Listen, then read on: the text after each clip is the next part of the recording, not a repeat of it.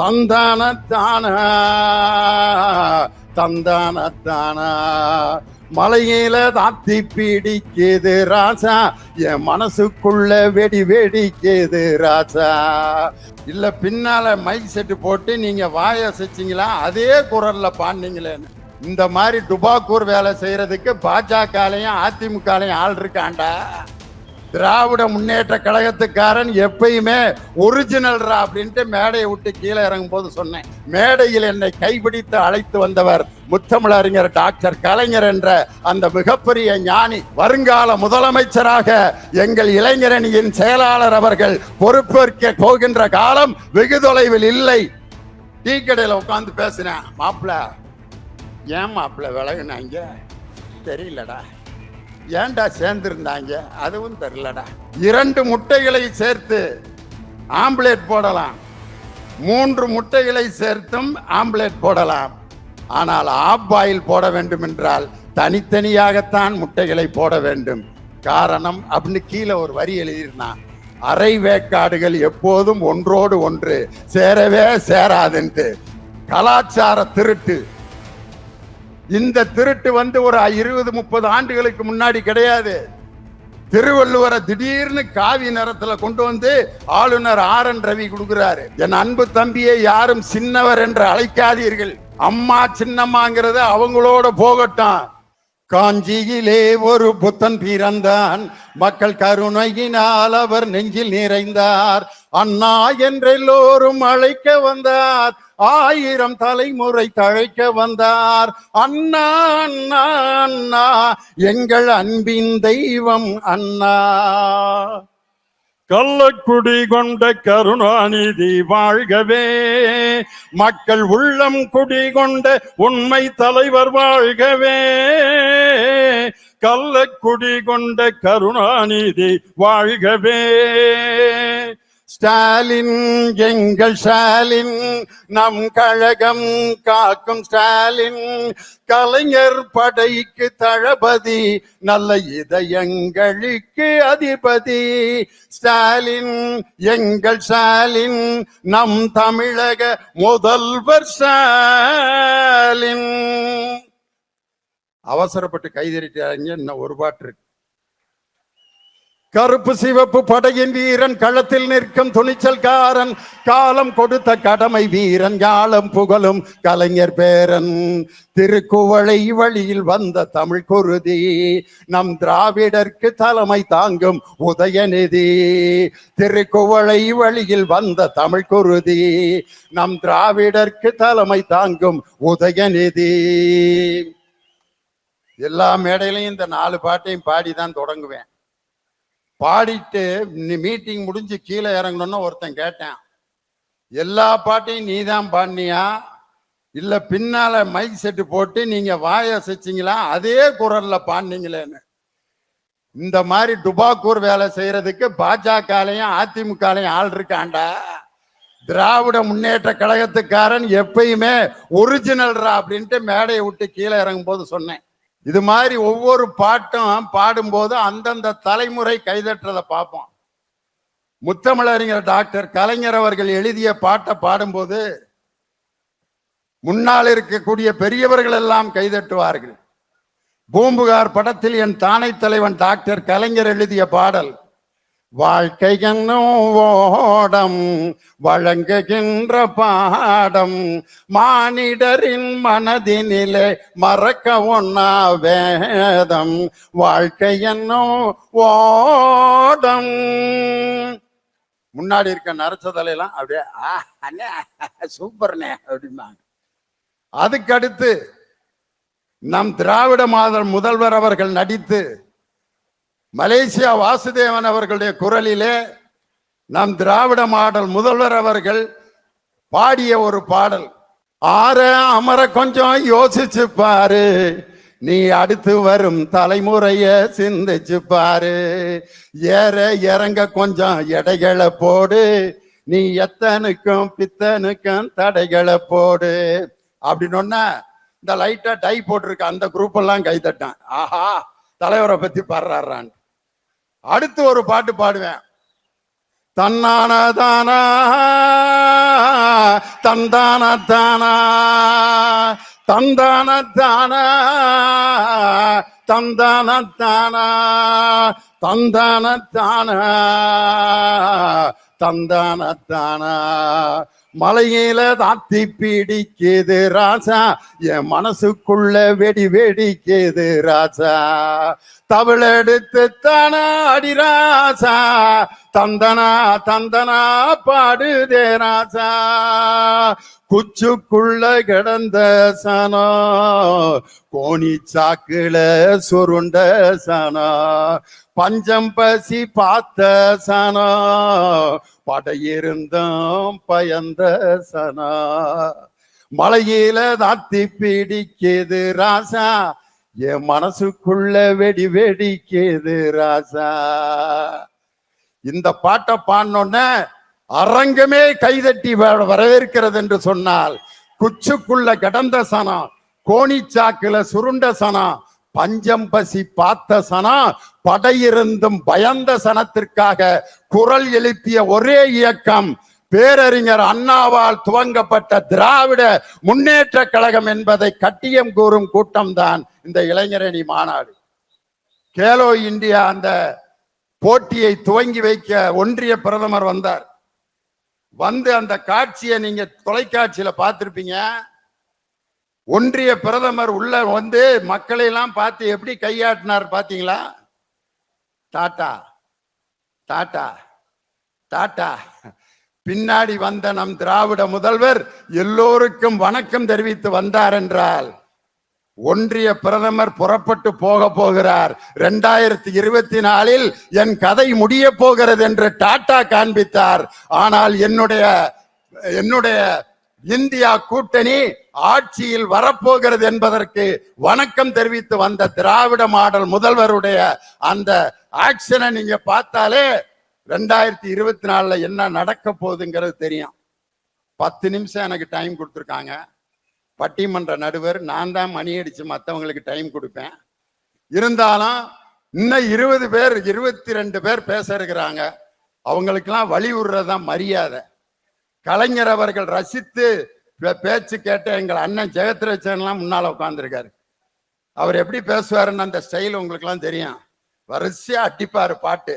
அணியே மணியின் ஒளியே அணி புணர்ந்த மணியே மணிக்கு அழகே அழகாதவர்க்கு பிணியே பிணிக்கு மருந்தே அமரர் மருந்தே பணியே உன் பத்மபாதம் பணிந்த பின்னே உன்பெரும் தேவி என்னும் உரிமைக்கும் உன்னை பெற்ற மண்பெரு மருகே என்னும் வாய்மைக்கும் விதலை மன்னன் தன்பெரும் தனை என்னும் தகைமைக்கும் தகைமை சான்றாள் என்று கம்பர் பாடினானே. எடுப்பான தோற்றம் வெடுக்கான நடை பறந்த முகம் வெறிந்த நெற்றி அகன்று தொங்கும் நீண்ட முழுக்கை சட்டை இந்த தோற்ற பொலிவுடன் நம் உன் மணக்கன் முன்று தோன்றி புற எங்களை வியக்க வைக்கின்ற தலைவா நீ வாழ்க அப்படிம்பார். அண்ணன் ஜெயத்ரட்சனுடைய ஃபார்முலா அது. எப்பயுமே என் தானை தலைவர் டாக்டர் கலைஞர் சொல்வார், முன்னால் இருப்பவர்கள் எல்லாம் அறிவற்றவர்கள் என்று நினைத்து பேசாதே, உன் முன்னால் அமர்ந்திருப்பவர்கள் அனைவரும் அறிவாளிகள் என்று நினைத்து கொண்டு மேடையில பேசுறா, அப்பத்தான் உன்னுடைய பேச்சு சிறப்பாக இருக்கும் என்று மேடையில் என்னை கைபிடித்து அழைத்து வந்தவர் முத்தமிழறிஞர் டாக்டர் கலைஞர் என்ற அந்த மிகப்பெரிய ஞானி. உண்மையிலே செம்மொழி மாநாட்டில் நான் பேசிட்டு இருக்கேன். அப்ப எனக்கு மேடைக்கு ஒரு சீட்டு வந்தது. அந்த நிகழ்ச்சியை நடத்தி கொண்டிருந்த டாக்டர் சுதா சேசையன் நான் பேசிட்டு இருக்கும்போது ஒரு பேப்பரை கொடுத்தாங்க. முடிக்க சொல்றாங்க போல இருக்குன்ட்டு நான் அந்த பேப்பரை வாங்கிட்டு இத்துடன் முடித்துக் கொள்ள போகிறேன்னு சொல்லிக்கிட்டு இருந்தேன். பேப்பரை பாருங்கன்னாங்க. அந்த பக்கம் நின்று பேப்பரை திருப்பி பார்த்தா, விரிச்சு பார்த்தா, தொடர்ந்து பேசவும் தலைவர் அவர்கள் உங்கள் பேச்சை கேட்க ஆசைப்படுகிறார் அப்படின்னு ஒரு சீட் எனக்கு வந்துச்சு. வாழ்க்கையில முடித்து விடவும் சீக்கிரம் முடிக்கவும்ங்கிற சீட்டை வாங்கி வாங்கி பழக்கப்பட்ட பேச்சாளர்களுக்கு கலைஞர் அவர்கள் உங்கள் பேச்சை தொடர்ந்து கேட்க வேண்டும் விரும்புகிறார், தொடர்ந்து பேசவும் என்று செம்மொழி மாநாட்டில் எனக்கு அப்படி ஒரு சீட்டு வந்துச்சு. ஆனா அப்படி ஒரு சீட்டு இங்க வராது. காரணம், இன்னைக்கு நமது இளைஞரணி செயலாளர் அவர்கள் நடுவிலே நின்று இந்த பொதுக்கூட்டம், இந்த கலந்துரையாடல், இன்னைக்கு கருத்தரங்கம் நடந்து கொண்டிருக்கிறது. நம்ம கோவி செலியன் அவர்கள் பேசும் பொழுது முடிக்கிறப்ப ஒரு கருத்து சொன்னார். வருங்கால முதலமைச்சராக எங்கள் இளைஞரணியின் செயலாளர் அவர்கள் பொறுப்பேற்க போகின்ற காலம் வெகு தொலைவில் இல்லை அப்படின்னு சொல்லும் போது அந்த வாக்கியத்தை அவர் காதிலேயே வாங்கல. அப்ப எல்லாரோட மக்களோடு இருந்தார். முதலமைச்சர் ஆவோம் என்ற அறிவிப்பு வரும்போது கூட மக்களோடு நிற்கின்ற ஒரு தலைவர் என் தம்பி உதயநிதி ஸ்டாலின் என்பதை இந்த மேடையில நடந்த சம்பவமே எடுத்துக்காட்டு. அதனால இந்த மேடையில் இந்த சீட்டு இடையில வர்றப்ப எவ்வளவு கஷ்டங்கிறது பேச்சாளர்களுக்கு தான் தெரியும், எங்க அண்ணனுக்கு தெரியும். ஏன்னா அந்த சீட்டு வந்துகிட்டு இருக்கும் போதே ஒரு மாதிரி இருக்குது. எப்படி இருக்கும்னா, மனைவி கூட ஆசையா பேசலாம்ட்டு கூப்பிடுவேன், லட்சுமி லட்சுமி என்னங்க அப்படிங்கிறப்ப வெளியே அப்படின்னு ரெண்டு பெரியவங்க இருமல் சத்தம் கேட்டுச்சுன்னா அப்புறம் பார்த்துக்கிறலாம் அப்படின்னா, அது மாதிரி ஒரு பேச்சாளர்கள் பேசிக்கொண்டிருக்கும் போது யாராவது இப்படி மைக்க தட்டினாலோ முடிச்சிருங்கன்னு சொன்னாலும் அந்த ஃப்ளோ தடையாயிரும். அதனாலதான் இன்னைக்கு நான் உங்கள்கிட்ட கெஞ்சி கேட்டுக்கிறேன், 10 நிமிஷத்துல நான் முடிச்சிருவேன். யாரும் மைக்க தட்டாதீங்க, பேப்பரை கொடுக்காதீங்க, முடிச்சுடுறேன் அப்படின்னு சொல்லாதீங்க. 10 நிமிஷம். இப்பயே 3 நிமிஷம் ஆச்சு, இன்னும் 7 நிமிஷம். இன்னைக்கு பாருங்க, இந்த சேலத்தை ஏன் இந்த மாநாட்டுக்கு தேர்ந்தெடுத்தார்கள் என்று சொன்னால், உருக்காலையை கொண்டு இரும்பை இந்த நாட்டுக்கு அறிமுகப்படுத்திய, இரும்பை வெளிப்படுத்தியது இந்த சேலம். மாடர்ன் தியேட்டர்ஸ் என்ற கலைத்துறையை உருவாக்கி அநேக கலைஞர்களை உருவாக்கிய கலை பண்பாட்டு மையம் இந்த சேலம். முக்கணிகளில் ஒன்றான மாங்கனியை இந்த உலகிற்கு அறிமுகப்படுத்தியது இந்த சேலம். பாரத பிரதமர் Jawaharlal Nehru Discovery of India என்ற ஒரு நூலை எழுதி உலக புரட்சி செய்தார். எங்கள் அண்ணன் KN நேரு இன்று இந்தியாவினுடைய ஆட்சியை மாற்றுவதற்காக ஒரு புதிய டிஸ்கவரி ஆஃப் இந்தியா என்ற அந்த மாநாட்டை இன்னைக்கு உருவாக்கி இன்று அண்ணன் நேரு அவர்களுக்கு பலத்த கரவொலி எழுப்பி இந்த வெற்றி மாநாட்டை மிக சிறப்பாக நடத்தியதற்காக அவரை நான் வாழ்த்த கடமைப்பட்டிருக்கிறேன். உண்மையிலேயே நமது ஒன்றிய பிரதமர் இன்னைக்கு ராமேஸ்வரத்துல 22 தீர்த்தத்தை தலையில ஊத்தி சாமி கும்பிட்டுக்கிட்டு இருக்கார். அந்த வழிபாட்டை நான் கொச்சைப்படுத்தவில்லை. அவர் தலையில தண்ணி ஊத்தி இன்னைக்கு அவர் வழிபாடு நடத்திக்கிட்டு இருக்காரு. நமது விவேகானந்தர் அவர்கள் சொன்னார், கோயிலின் சிலைகளில் ஊற்றப்படும் புனித நீரை விட ஒரு ஏழைக்கு நீ கொடுக்கப்படும் அந்த தண்ணீர் தான் புனிதமானது என்று விவேகானந்தர் சொன்னார். ஆனா இன்னைக்கு ஒன்றிய பிரதமர் 22 தீர்த்தத்தை தலையில ஊத்தி சாமி கும்பிட்டுக்கிட்டு இருக்காரு. ஆனால் எங்களுடைய துணை பொதுச் செயலாளர், மகளிர் அணி செயலாளர் அருமை சகோதரி கனிமொழி அவர்கள் தூத்துக்குடியில் மக்கள் வெள்ளத்தால் பாதிக்கப்பட்ட போது அவர்களோடு இருந்து அந்த மழையிலே நனைந்து நனைந்து நனைந்து மக்களோடு இருந்து உருவாக்கப்பட்ட ஒரு இயக்கம் இந்த திராவிட முன்னேற்ற கழகம். அப்படிப்பட்ட எல்லா துணை பொதுச் செயலாளர்கள், அண்ணன் ராசா 2G என்ற ஒரு வழக்கிலே அவரை சிக்க வைத்தார்கள். ஆனால் தானே வழக்கறிஞர் இடத்திலே நின்று வாதாடி நான் குற்றமற்றவன் என்று அதை ஒரு புத்தகமாக, அவிழும் உண்மைகள் என்று புத்தகம் போட்ட ஒரு மிகப்பெரிய அரசியல் தலைவர் என்னுடைய அருமை அண்ணன் ராசா இங்க மேடையில் இருக்காங்க. ஒவ்வொருத்தரையும் நம்ம சொல்லிக்கிட்டே இருக்கலாம். ஆனா இன்னைக்கு கூட்டணி கட்சியை மதித்ததில் கலைஞர் வழியில் நம் தலைவர் எப்படி செயல்பட்டு கொண்டிருக்கிறார். இன்னைக்கு கூட்டணி கட்சியை மதிக்கிறது. பாஜகவும் அதிமுகவும் ஏன் சேர்ந்து இருந்தாங்க, ஏன் இப்ப விலகுனாங்கன்னு அதிமுக காரங்களுக்கு யாருக்காவது தெரியுமா? டீ கடையில உட்காந்து பேசுறேன், மாப்பிள்ள ஏன் மாப்பிள்ள விலகுனாங்க தெரியலடா, ஏன்டா சேர்ந்து இருந்தாங்க அதுவும் தெரியலடா. இது எப்படி இருக்குன்னா, ஒரு புது கவிதை நான் படிச்சேன் ஒரு பத்திரிகையில.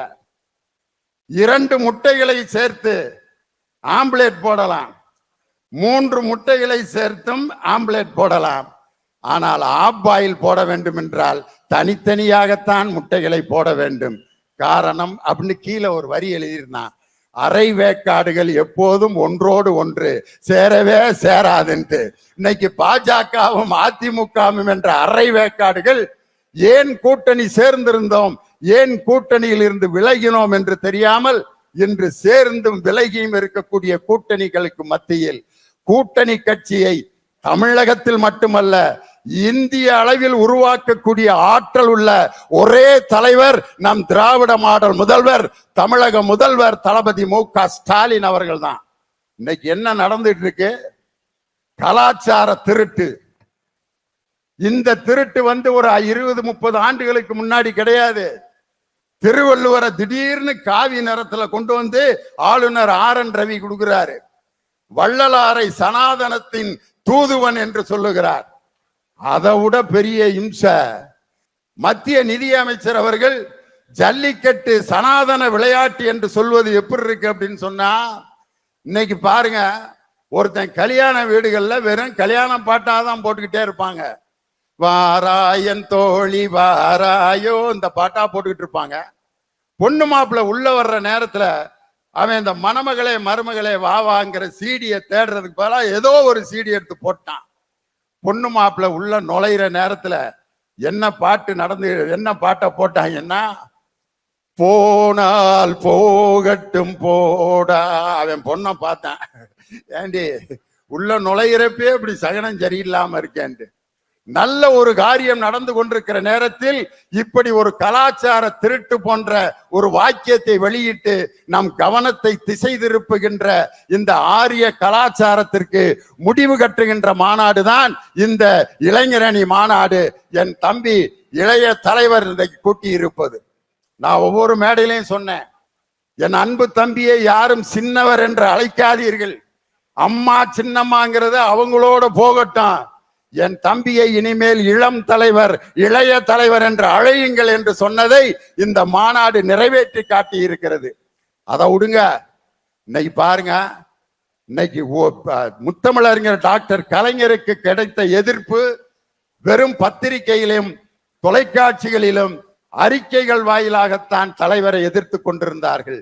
ஆனால் இன்னைக்கு சமூக வலைதளங்கள்ல ஒரு கேமரா, ஒரு 2 பேரு, ஒரு ரூம் கிடைச்சா என்ன வேணாலும் பேசலான்ட்டு, எதை வேண்டுமானாலும் பதிவு செய்யலாம் என்ற ஒரு ஊடக கொலைகாரர்கள் இன்று புறப்பட்டு கொண்டிருக்கிறார்கள்.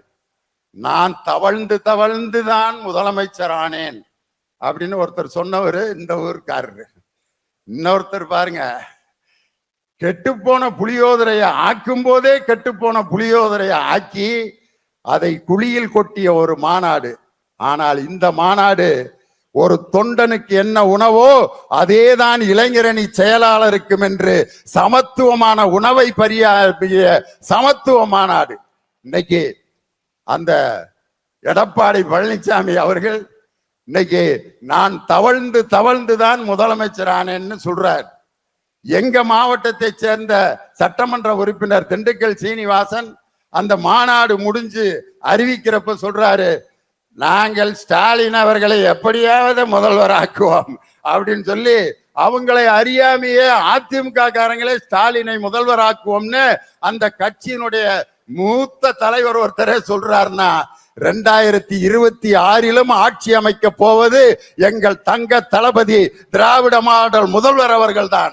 இன்னைக்கு அந்த கலாச்சார திருட்டும் ஊடக கொலைகாரர்களும் இன்று என்ன செய்யறாங்கன்னா, அந்த தவழ்ந்து தவழ்ந்து போன முதல்வரிடம் காசுகளை பெற்றுக்கொண்டு அவருக்கு ஜால்ரா வாசித்து கொண்டு அந்த அறைக்குள் பேசுகின்ற அந்த ஊடக கொலைகாரர்களை கேட்கிறேன், அறைக்குள்ள பேசாத, எங்களை மாதிரி தைரியமா பொதுக்கூட்டத்துல வந்து பேசியா நான் உண்மையிலே நீ தைரியசாலின்னு நினைக்கிறேன். ஆனா ஒரு அரங்கத்துக்குள்ள பேசி சவுக்கெடுத்து தானே அடித்து கொண்டு பிச்சை கேட்பான் பாரு, அவனுக்கும் உனக்கும் எந்த வித்தியாசமும் இல்லை. நான் யார சொல்றேன்னு உங்களுக்கே தெரியும். தன்னைத்தானே சவுக்கெடுத்து அடித்து கொண்டு பிச்சை கேட்பவர்களுக்கு சமம் இந்த ஊடக கொலைகாரர்கள். இறுதியாக நான் ஒரே வரியிலே முடிக்கின்றேன். பாசிச கூரையில் மதவெறி தீ பற்ற வைக்கப்பட்டிருக்கிறது. பாக பிரிவினை நடக்கும் என்று கனவு கொண்டு கொண்டிருந்தார்கள். ஆனால் அந்த பாசிச தீயை அணைத்து மத பாக பிரிவினை என்று நடக்கும் என்று கனவு கொண்டவர்கள் எல்லாம் ஒன்று சேர்த்து இன்று இந்தியா கூட்டணியை உருவாக்கி இருப்பது நம் தலைவர். செங்கோட்டைக்கு அருகிலே திராவிட கோட்டை திமுக கொடி டெல்லியிலே பறக்கிறது என்றால் அது எதை காட்டுகிறது என்று சொன்னால், வருகின்ற 2024 என் தலைவர் யாரை அடையாளம் காட்டுகிறாரோ அவர்தான் இந்த நாட்டினுடைய பிரதமர் ஆவார். மதச்சார்பற்ற சக்திகளை பிரதமராக்குவோம், இந்த இந்தியாவில் அரியணை ஏற்றுவோம் என்று சொல்லி உங்களிடமிருந்து விடைபெறுகிறேன். நன்றி, வணக்கம். டாக்டர் கலைஞர், டாக்டர் கலைஞர், டாக்டர் கலைஞர். திராவிட முன்னேற்ற கழகம், தமிழக முதல்வர் தளபதி ஸ்டாலின், இளைய தலைவர் உதயநிதி ஸ்டாலின், இளைய தலைவர் உதயநிதி ஸ்டாலின்.